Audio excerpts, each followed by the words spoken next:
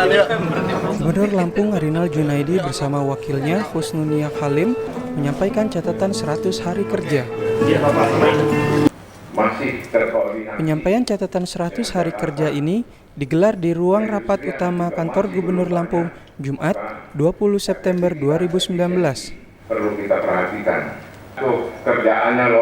Acara ini dihadiri oleh seluruh para pejabat eselon 2 Provinsi Lampung, anggota DPRD Lampung, beserta para pimpinan redaksi baik media cetak maupun elektronik. Dalam sambutannya, Arinal mengatakan pemerintahan Provinsi Lampung telah melakukan konsolidasi untuk pembangunan yang bersih dan harus nampak pelayanan terhadap publik. Lebih lanjut, ia mengatakan, Gubernur sebagai wakil pemerintahan pusat daerah memiliki peran untuk mewujudkan birokrasi yang bersih. Oleh karena itu, upaya yang telah dilakukannya selama 100 hari kerja ini merupakan landasan untuk ke depan yang harus dituntaskan.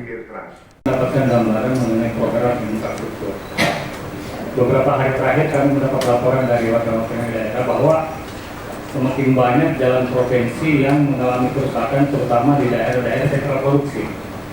Padahal jalan itu sangat dibutuhkan untuk percepatan pertumbuhan ekonomi. Hari kerja itu adalah sebagai landasan kita untuk menelusuri program-program prioritas yang harus kita selesaikan dalam waktu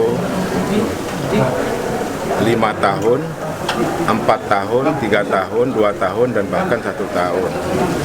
Nah, dari beberapa 9 prioritas dan 33 janji kerja itu, saya memandang perlu di sektor perhubungan, di sektor infrastruktur, sektor pertanian, di sektor energi, di sektor pariwisata.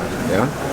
Nah, ini penting dan alhamdulillah seperti apa yang sudah saya sampaikan bahwa membangun Lampung ini itu wajib hukumnya dari program-program nasional karena Lampung ini merupakan bagian dari Indonesia.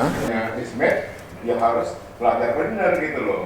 Tapi kalau saya mengucapkan agak kurang, tetapi saya ngerti ada kurang. Lebih baik saya tahu. Tapi jangan dikeluarkan ini.